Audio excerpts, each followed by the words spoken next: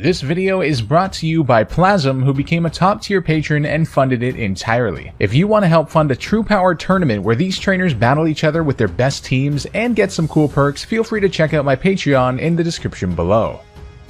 Over the past 29 episodes of True Power, we have covered every single major character from the Kanto and Johto regions. As a finale for the two OG regions, I figured what better way to end it off than with the first character we ever encounter in the main series Pokemon games, Samuel Oak, known to us as Professor Oak. Oak is the iconic professor of the Kanto region and has made numerous appearances in a lot of the Pokemon media. As such, we know a lot about him since the beginning of Red and Ash's journeys. However, his past is quite mysterious, and given his significance in the Pokemon franchise, it's definitely worthy of exploring. Today we're looking at the backstory of Professor Oak and trying to answer the timeless question, was Professor Oak once a successful Pokemon trainer? And if so, what is his best possible team? Using his backstory and perhaps even some secret battling appearances, it's time to find out Oak's true power. Samuel Oak is first introduced at the beginning of Pokemon Red and Blue as Professor Oak, a 47-year-old man who studies Pokemon for a living at his lab in Pallet Town. Our first glimpse into his past comes when he says the following just before allowing Red to pick his starter Pokemon. "When I was young, I was a serious Pokemon trainer. In my old age, I only have 3 left, but you can have one." So we know Professor Oak considers himself to have been a serious Pokemon trainer when he was young. This is validated by the fact that in the fight against Blue in Fire Red and Leaf Green, he actually coaches Red through the battle with various interjections, showing himself to be very adept at battling. Interestingly, if you sneak over to check Oak's computer in the lab, you'll actually find an email from the Indigo League which issues a challenge to all trainers and specifically requests Professor Oak to visit them for some unknown reason, which has led most to believe that he serves some sort of advisory role to the League itself. And one would imagine that to play this role for the Pokemon League, one would have to be a very powerful trainer. Now aside from this, we have a long drought in terms of information about Professor Oak's past from what we can gather at the start of the game, and it actually isn't until the Indigo Plateau Pokemon League where we find out more. But boy oh boy is this information important. Upon challenging the third member of the Elite Four in Red, Blue, and Yellow, an old Ghost-type trainer named Agatha, she introduces herself and then says, "Oak's taken a lot of interest in you, child. That old duff was once tough and handsome. That was decades ago. Now he just wants to fiddle with his Pokédex. He's wrong. Pokemon are for fighting. Red, I'll show you how a real trainer fights." And in Fire Red and Leaf Green, she adds that he's a shadow of his former self. From this, we can gather that Agatha and Oak have known each other since they were significantly younger, and that at one point she respected him for being such a tough trainer, but believes that for decades he's been weak, and only interested in his research since he got the idea for the Pokédex. Pokemon Masters expands upon this story by explaining that Oak was always friendly to her, but Agatha always wanted to be left alone, so she'd battle him just to make him go away. However, Oak kept beating her, so she tried over and over again. A romantic relationship, at least at some point, is also hinted at, as Blue, Oak's grandson, calls Agatha Granny throughout the game. In Masters, Agatha challenges Oak again after many years, and it appears that Oak still wins. Interestingly, they use Gengar and Nidorino, which are the same Pokemon we see battling in the first ever scene in the main series games. Information about their relationship is not limited to what Agatha says, however. In Fire Red and Leaf Green, the Fame Checker key item also reveals a bit more. If you find the Pokemon Journal in the Pokemon Center on 7 Island, the Fame Checker will say the following. In her youth, Agatha and Professor Oak were rivals who vied for supremacy as trainers. Notice how it says they didn't just compete against one another, but that they vied for supremacy as trainers, with supremacy being defined as the state or condition of being superior to all others in authority, power, or status. Now, who is the trainer who's superior to all others? None other than the champion, of course. For this reason, I for one interpret this as Oak and Agatha having once battled for the championship, and proves that Oak was at one point at the very least strong enough as a trainer to compete with Agatha. This idea is actually supported by the Pokemon Adventures manga's rendition of the story. For those of you who don't know, Pokemon Adventures is actually the main manga for Pokemon and was once described by Satoshi Tajiri, the creator of Pokemon, as being something that most closely resembles the world that he was trying to convey. The manga also released in March of 1997, about a year after Pokemon Red and Green were released in February of 1996, and were meant to be based on the games. Based on Tajiri's comments, we can assume that the events of the manga were quite similar to his own vision for the story of Pokemon. In the Adventures manga, the Pokémon League actually functions as a tournament-style competition similar to how the anime has the Pokémon League conferences that Ash participates in. In the manga, Red, Blue, Green, and a mysterious man named Dr. O compete in the semi-finals of the Pokémon League tournament. Dr. O beats Green, which means the winner of Red vs. Blue would have to face Dr. O. However, Dr. O reveals himself as being a disguised Professor Oak, who then decides to drop out of the tournament because, and I quote, he's already won a championship and doesn't need this. In the panel in which he says this, he's seen recalling a battle with Agatha. This aligns directly with my theory that Agatha and Oak battled for the championship in the video game story as well, which he subsequently won and became the champion, similar to what the manga portrays. In addition to this, at the end of the game after Red beats Blue, the then champion of the league, Oak shows up and takes Red into the Hall of Fame room and registers him into the Hall of Fame computers. Somehow, Professor Oak knows all about the Hall of Fame, how it works, and is familiar enough with it to work the computers and register a new champion, a process which is usually reserved for the champion who was beaten to do. Furthermore, only champions are allowed to enter into the Hall of Fame, as evidenced by Steven Stone refusing access to May when she tries to follow you and Steven into it, and by the fact that Mary isn't allowed into the Indigo Plateau Hall of Fame despite desperately wanting to interview the player. Professor Oak being allowed to enter the Hall of Fame seems to indicate that he must have at one point been a champion as well. More generally, Oak is a very popular character in the Pokemon universe. Professor Elm of Johto is actually a former assistant of his, and Professor Rowan of Sinnoh is a former mentor of Oak's. Despite Oak being a popular researcher in Kanto, he actually became somewhat of a celebrity in Johto by participating in Mary's radio talk show. Oak's knowledge often helps the player find legendary Pokemon such as Shaman, Articuno, Zapdos, and Moltres in Diamond, Pearl, and Platinum, as well as Rayquaza in Heart Gold and Soul Silver. Former champion or not, we know that Oak was at one point a very powerful trainer since he was rivals with an eventual Elite Four member.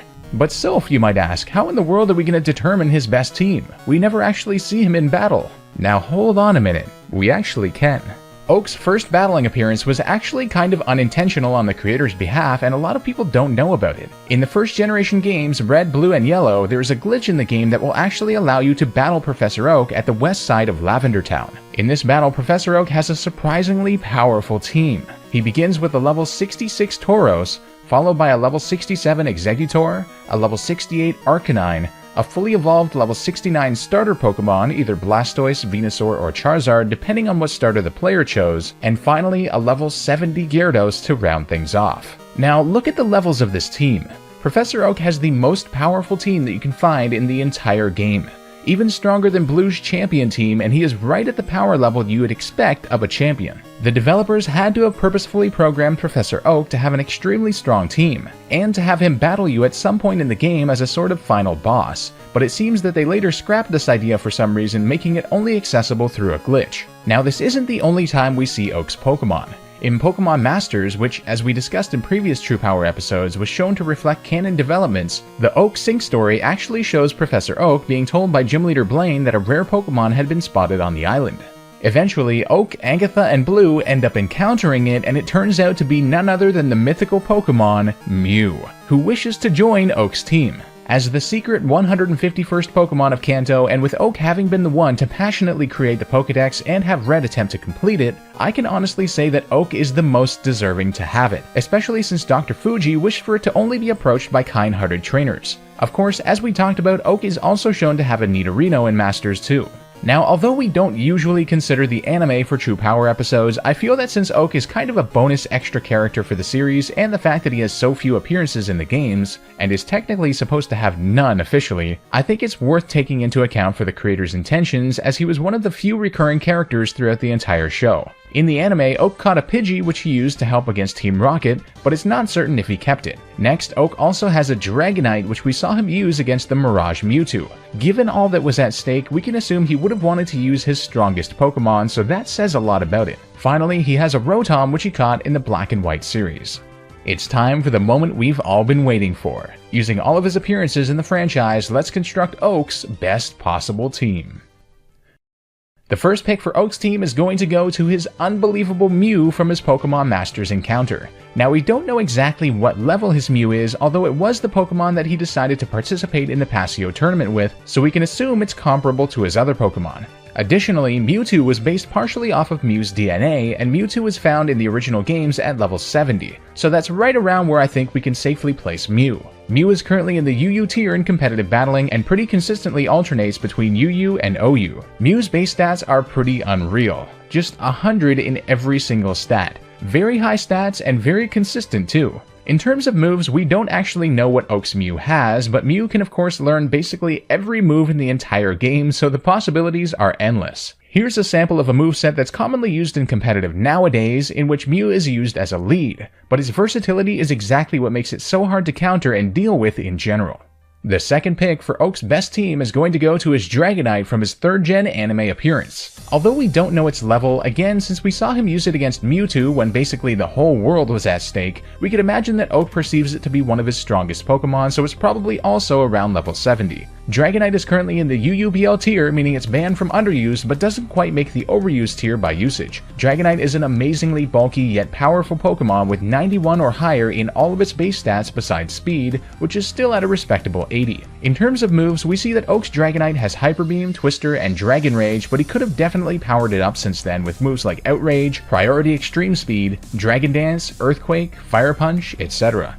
And the third spot is going to go to Oak's Gyarados from his Red, Blue, and Yellow Secret Battle, in which it's at level 70, but is probably leveled up since then since it has been 13 years in the timeline after all. Gyarados is also in the UUBL tier and is a really great Pokemon with all its base stats that it actually needs to use being between 79 and 125, which is pretty crazy. Now Oak's moveset on this thing is quite outdated with Hydro Pump, Hyper Beam, and Dragon Rage, but he could definitely update it with moves like Dragon Dance, Waterfall, Bounce, Earthquake, etc. The fourth pick is going to be one of Oak's starter Pokemon, his Venusaur from his Red, Blue, and Yellow battle, in which it's at level 69. Venusaur is currently in the RU or rarely used tier in competitive battling and is a solid all-around Pokemon with 80 to 100 in every stat and decent typing too. Oak has Razor Leaf, Sleep Powder, Growth, and Solar Beam on this thing in Gen 1, which actually isn't a terrible moveset, but other noteworthy moves would be Sludge Bomb, Giga Drain, and Earth Power. Growth is key here as it raises its attack stats, and if this thing has the Chlorophyll ability in the sun, it can become a terrifyingly powerful tanky sweeper.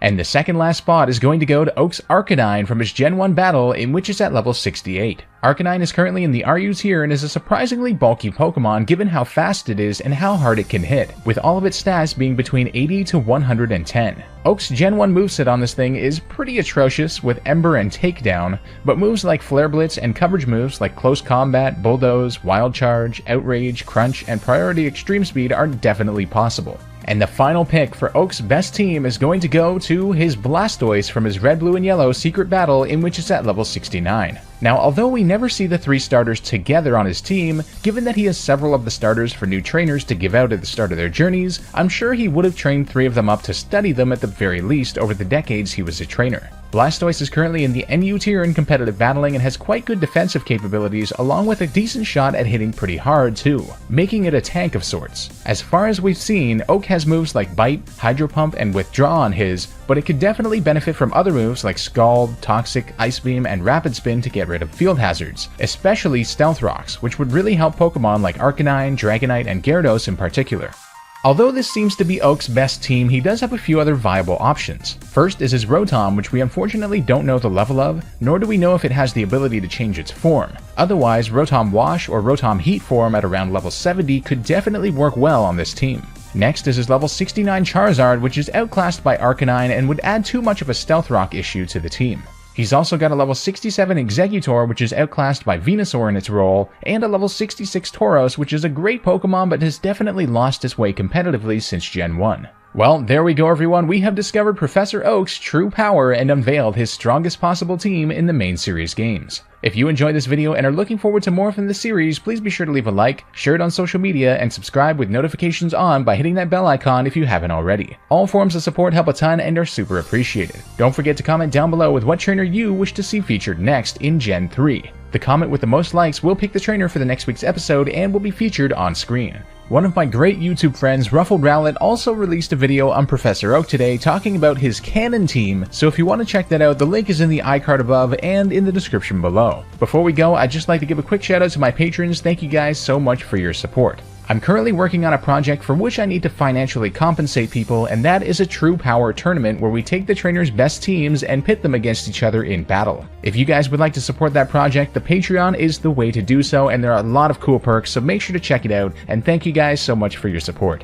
This has been Soul Spectre, and I'll see you guys next time for some more True Power.